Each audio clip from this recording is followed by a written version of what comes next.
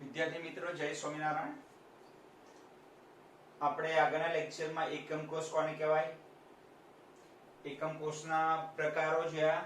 મુખ્ય બે પ્રકાર, આદિમ અને કેન્દ્રિત એકમ કોષ. આદિમ કોને કહેવાય? તો જેમાં એકમ કોષમાં ખૂણા ઉપર જ પરમાણુ ગોઠવાયેલા હોય, બીજે ક્યાંય ના ગોઠવાયેલા હોય તો એને આદિમ કહેવાય. અને ખૂણા સિવાય બીજા કોઈ જગ્યાએ ગોઠવાયેલા હોય તો એને કેન્દ્રિત કહેવાય. કેન્દ્રિતના કેટલા પ્રકાર પડેલા? 3 પ્રકાર: ફલક કેન્દ્રિત, અંત કેન્દ્રિત અને અંતઃ કેન્દ્રિત. ખૂણા ઉપર હોય અને મધ્યમાં હોય તો અંતઃ કેન્દ્રિત. ખૂણા ઉપર હોય અને કોઈ પણ બે સામસામેની બાજુ ઉપર હોય તો અંત કેન્દ્રિત. ખૂણા ઉપર હોય અને દરેક ફલકની મધ્યમાં હોય તો ફલક કેન્દ્રિત. તો આપણે કુલ આટલા પ્રકાર જોયા, પણ આજે કુલ આપણે 14 એક પ્રકાર બીજા જોઈશું. આપણે તો તમને કદાચ 14 પ્રકાર ક્યાંથી આયા, તો એક જ ઉદાહરણથી તમને સમજાવી દઉં 14 પ્રકાર ક્યાંથી આવ્યા. ઓકે, આપણે જોયું હતું કે એકમ કોષ એટલે ચોરસ બોક્સ જેવું તમારે વિચાર લેવાનું કે ચોરસ બોક્સ હોય એને આપણે એકમ કોષ કહીએ. બોક્સ ને ધાર હોય, બાજુઓ હોય, ખૂણા હોય, એ બધું હોય ને. કોઈ બોક્સ હોય આપણી પાસે, પેટી કહીએ જેને. ઓકે, તો પેટી હોય તો એને પેટીને ખૂણા હોય, ધાર હોય, ફલક એટલે બાજુઓ હોય, એ બધું હોય ને. તો અહીં ધ્યાન આપજો. આપણે કુલ 1 2 3 ને 4 સમજવાના છે. હવે પહેલો જે સ્ફટિક પ્રણાલી મેં એકમ કોષમાં શક્ય વિચલન એટલે કયા કયા પ્રકાર જોવા મળે એમાં શક્ય વિચલન. ફોર એક્ઝામ્પલ હું તમને એક જ ઉદાહરણથી સમજાવી દઉં એટલે ખ્યાલ આવી જાય કે જેની 3 બાજુઓ સરખી હોય અને આલ્ફા બીટા ગામા 90 ડિગ્રી હોય એવા એકમ કોષને સમઘન અથવા ક્યુબ કહેવાય. ક્યુબ એટલે આપણે ડાયસ કહીએ. આપણે સાપસીડી રમતા હોય ત્યારે ચોરસ ડાયસ આવે છે ને, એકદમ ચોરસ કહીએ છે ને આપણે શુદ્ધ ગુજરાતીમાં ચોરસ કહેવાય ને. ચોરસ કોને કહેવાય મને કહો ચલો. જેના 3 ખૂણા 3 બાજુઓ કેવી હોય? સરખી હોય. a બરાબર b બરાબર c. તો આપણે ચોરસ બનાવવો હોય તો બિલકુલ બે ચોરસ એકબીજાની અંદર મૂકી દઈએ. આ એક ચોરસ અને બીજું ચોરસ. ચલો, આ એકદમ કોના જેવું થઈ ગયો આકાર? આપણે સાપસીડી રમીએ એનો ડાયસ જેવો થઈ ગયો ને, બિલકુલ ચોરસ પેટી જેવો આકાર થઈ ગયો. તો જેમાં ચલો આને આપણે ધાર a કહીએ. ઓકે, અલગ પેનથી બતાવવાનો પ્રયત્ન કરીએ. આપણે આ a છે ધારો કે, આ b અને આ c. તો 3 3 ની લંબાઈ કેવી છે? જ્યારે a b અને c આ માનીને ચાલો કે સરખી જ છે માનીને ચાલો તમે લોકો. ઓકે, ભલે આકૃતિમાં થોડી તકલીફ પડશે કે દોરવામાં, પણ a બરાબર b બરાબર c અને આ ડિગ્રી જો a ની સામેના ખૂણાને આલ્ફા કહેવાય. કેટલા ડિગ્રી છે? 90 ડિગ્રી. b ની સામેના ખૂણાને બીટા એ પણ 90 ડિગ્રી અને c ની સામેનો ખૂણો ગામા એ પણ કેટલા ડિગ્રી છે? 90 ડિગ્રી. તો આ 3 ધાર સરખી હોય, 3 ખૂણા 90 ડિગ્રીના હોય, 90 ડિગ્રીના હોય તો એવા એકમ કોષને આપણે શું કહેવાય? સમઘન અથવા ક્યુબિક રચના કહીએ આપણે એને. ચલો, એની અંદર પાછા 3 પ્રકારના જોવા મળે. આદિમ એટલે એવો ચોરસ કે જ્યાં ફક્ત ખૂણા ઉપર જ પરમાણુ ગોઠવાયેલા હોય. આપણે કાઢી નાખીએ એટલે તમને ખ્યાલ આવે. ચલો, એ તો તમને ધાર ખૂણા તો ખબર છે ને. એક આ ટાઈપનો જોવા મળે. ચલો, એક પ્રકાર થઈ ગયો. ક્યુબમાં પણ 3 પ્રકારના જોવા મળે. પછી એક એવો હોય કે અંતઃ કેન્દ્રિત એટલે ખૂણા ઉપર હોય, એક આ ટાઈપનો હોય. પછી એક એવો જોવા મળે ચોરસ એકમ કોષ કે જેમાં ખૂણા ઉપર હોય અને પ્લસ એક મધ્યમાં હોય. તો બીજા ટાઈપનો થઈ ગયો. જો એક ટાઈપ, બે અને ત્રીજો ફલક કેન્દ્રિત. ફલક કેન્દ્રિત કોને કહેવાય? આ ટાઈપનો ચોરસ હોય પણ એમાં ખૂણા ઉપર હોય અને દરેક ફલકની મધ્યમાં હોય. તો એકમાંથી કેટલા બન્યા પાછા? 3 બની ગયા કે ન બની ગયા? ચલો, ખબર પડી તમને કે ચોરસ જ હોય જેમાં આ 3 3 છે, જેમાં ધારની લંબાઈ સરખી છે અને 3 3 માં ખૂણા પણ કેવા છે? સરખા છે. પણ એકમાં ખૂણા ઉપર ગોઠવાયેલા છે, એકમાં ખૂણા ઉપરાંત અંતઃ કેન્દ્રમાં ગોઠવાયેલા હશે, એકમાં ખૂણા ઉપરાંત ફલક કેન્દ્રમાં ગોઠવાયેલા. એવા 3 ટાઈપ જોવા મળે. તો સમઘનીય કહો કે ક્યુબિક કહો.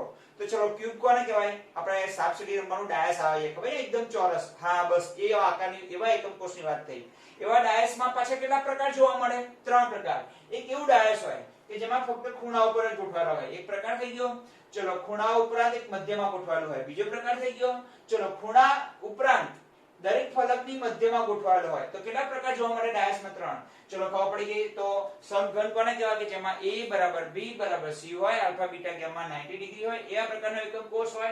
એમાં શક્ય વિચલન ક્યાં જોવા મળે? એટલે કઈ ટાઈપના જોવા મળે? 3 ટાઈપના: આદિમ, અંતઃ કેન્દ્રિત અને ફલક કેન્દ્રિત. કયો જોવા નથી મળતો? આમાં ધ્યાન આપજો. એ ખાસ પૂછાય કે સમઘન સ્ફટિક પ્રણાલીમાં આવો MCQ પૂછાય. સમઘનીય સ્ફટિક પ્રણાલીમાં કયું શક્ય વિચલન જોવા નથી મળતું? તો અંત કેન્દ્રિત.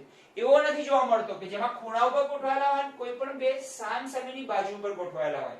એવો એકમ કોષ આ ટાઈપમાં જોવા મળતો નથી કે જેના ધાર સરખી હોય, ઓકે, અને એમના ખૂણા 90 ડિગ્રીના હોય અને ખૂણા ઉપર ગોઠવાયેલા હોય અને કોઈ પણ બે સામસામેની બાજુ પર ગોઠવાયેલા હોય એવો એકમ કોષ જોવા મળતો નથી. તો ચાલો પહેલા MCQ બની ગયો. પહેલા આવા બે ચાર MCQ બનાવીએ.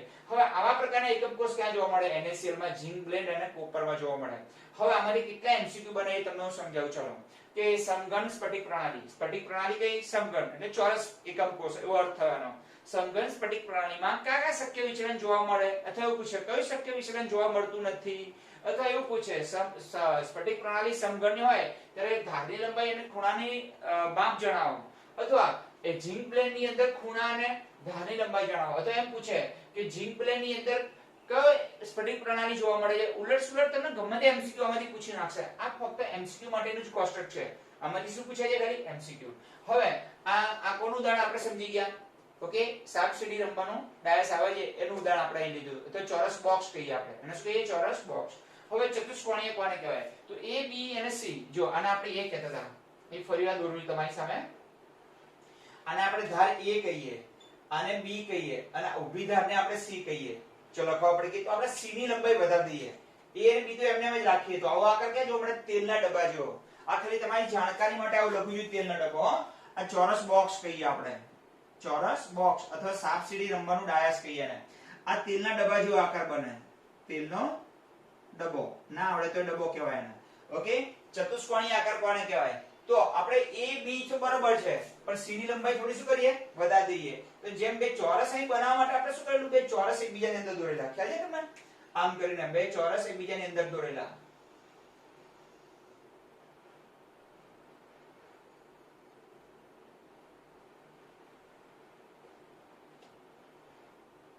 તો અહીંયા બે લંબચોરસ એકબીજાની અંદર દોરીશું એટલે આપોઆપ શું થઈ જશે?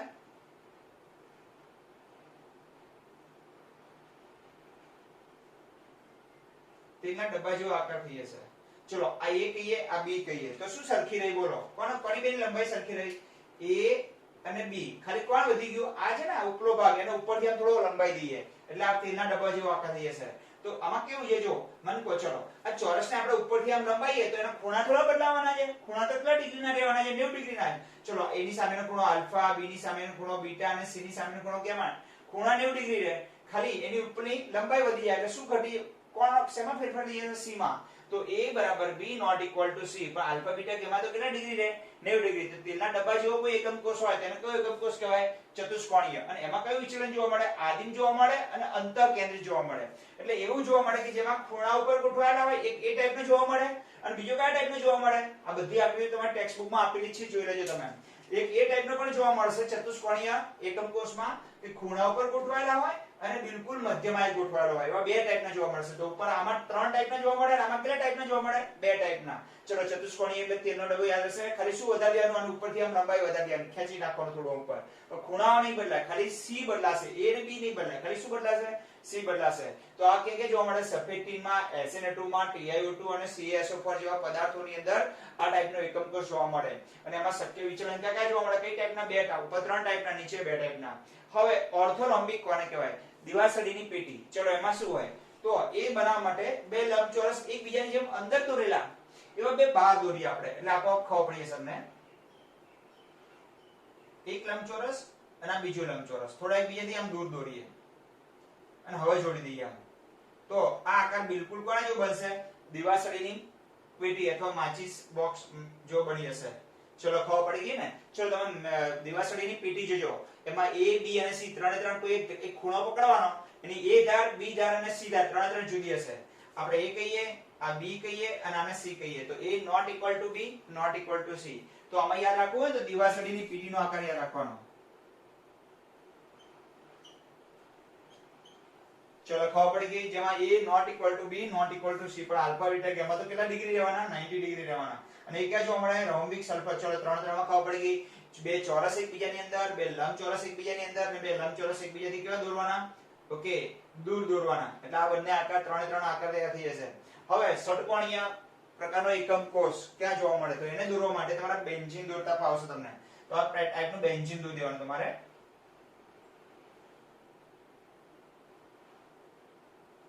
ચલો દોરી દીધું. અને નીચે પટકા જેવો આકાર છે ને, નીચેનો ભાગ એટલો નીચે પણ બતાવી દેવાનો. તમે જો ધ્યાનથી જોતા રહેજો તો તમને ખબર પડશે.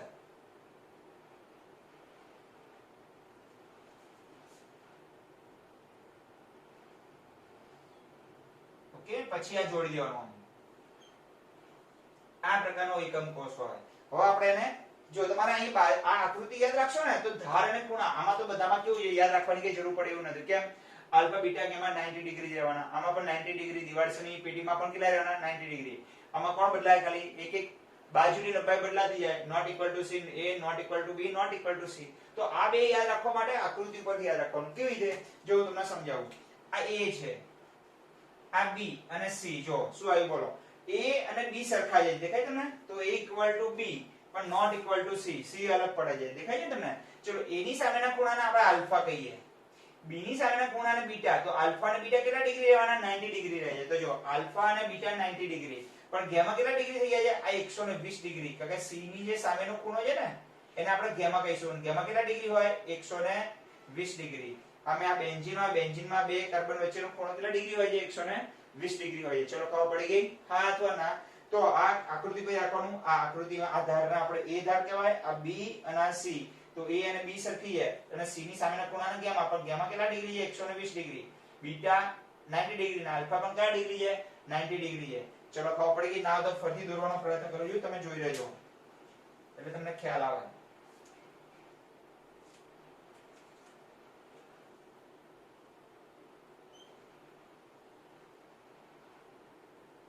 બેન્ઝીન દોર્યું, પછી બેન્ઝીનનો નીચેનો ભાગ છે ને અડધો ભાગ એ નીચે બતાવી દેવાનો.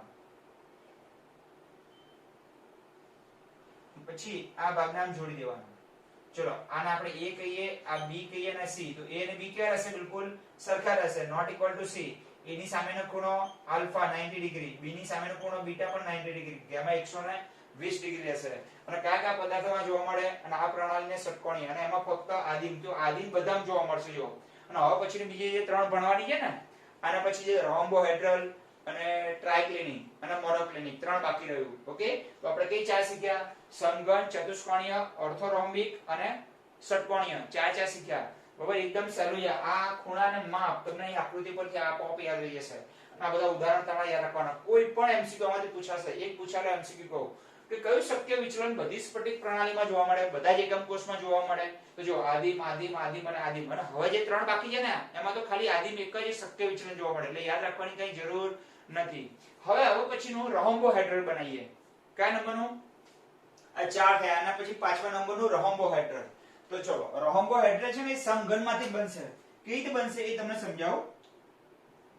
સમઘનની જગ્યાએ આપણે રોમ્બોહેડ્રલ લખી નાખીએ. આ સમઘન છે ને એને કાઢી નાખીએ. એ જગ્યાએ શું કરીએ? આ કાઢી નાખીએ અને અહીંયા લખીએ રોમ્બોહેડ્રલ.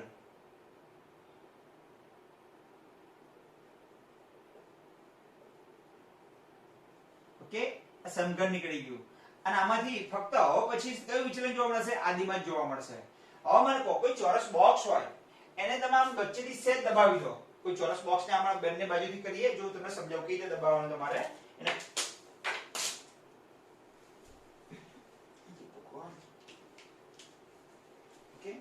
કોઈ ચોરસ બોક્સ હોય અને એને બંને બાજુથી આમ તમે આમ સેજ દબાવી દો તો શું થાય? એની લંબાઈ વધી જશે? ના, એના ખૂણા બદલી જશે. બાકી તો ધાર તો એમને એમ રહેશે. તો જો ધાર એમને એમ રહેશે. ખબર પડી ગઈ? કોઈ બોક્સ હોય એને આપણે પસ્તીવાળાને આપવું હોય તો આખું બોક્સ ઉઠાઈને આપીએ છીએ. ના, એ શું કરશે? એને આમ સેજ દબાવશે. આ તો જો કે વધારે પડતું દબાવી દે છે પસ્તીવાળા તો, કારણ કે એને બધું સમય એવું આયોજન કરવાનું હોય એટલા માટે. આપણે એને થોડું દબાવવાનું કે ખૂણો 90 ડિગ્રી ના રહે. એટલે આ બોક્સને સેજ વચ્ચેથી આમ દબાઈએ તો એનો આકાર કેવો થઈ જશે? આવો નહીં રહે. ઓકે, બે ચોરસ એકબીજાની બહાર દોરવાના તમારે. આ આકાર આવો નહીં રહે. કેવો રહેશે? બે ચોરસ દોરવાના પણ એકબીજાની બહાર દોરવાના તમારે. જે આકાર હું દોરવાનો પ્રયત્ન કરું છું અહીંયા.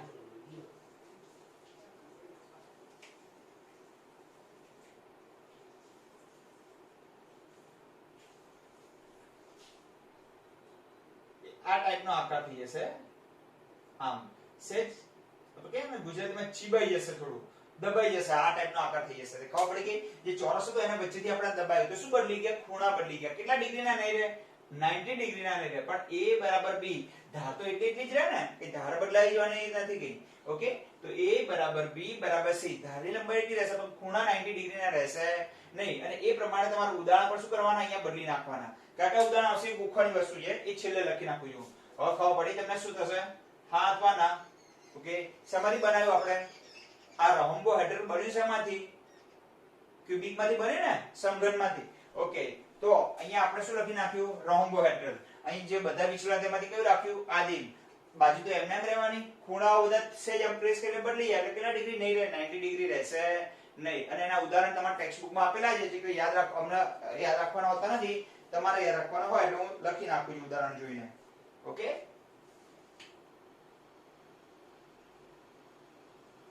કેલ્સાઇટ અને સિનેબાર આ બે ઉદાહરણ આવે છે એમાં. ચલો કઈ રીતે બનાવ્યું ખ્યાલ આવી ગયો ને તમને? ઓકે ચલો હવે આ બીજા નંબરનું આપણે કોઈ કામનું નથી અહીંયા. હવે આપણે ત્રીજા નંબર ઉપર જઈએ. આને આપણે વચ્ચેથી દૂર કરી નાખીએ. અને આ દીવાલ સડીની પેટી છે ને ઓર્થોરોમ્બિક, હા બસ, અને એમાંથી બનશે ટ્રાઇક્લિનિક. કયું બનશે? ટ્રાઇક્લિનિક બનશે. આ વચ્ચેથી કાઢી નાખીએ. કયા નંબરનું? આ 4. 4 પછી આ 5 થઈ ગયું. ઓકે, અને છઠ્ઠું છે, આની જગ્યાએ લખી નાખો ટ્રાઇક્લિનિક લખી નાખો તમે.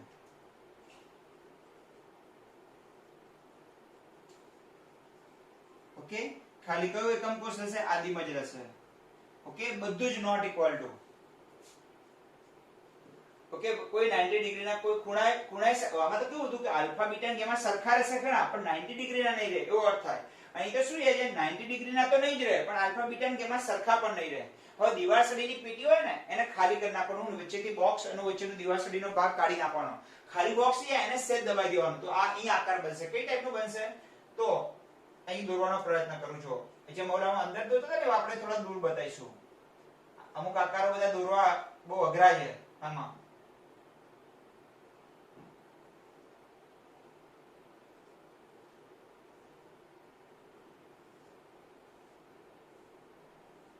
આ ટાઈપનો આકાર બની જશે.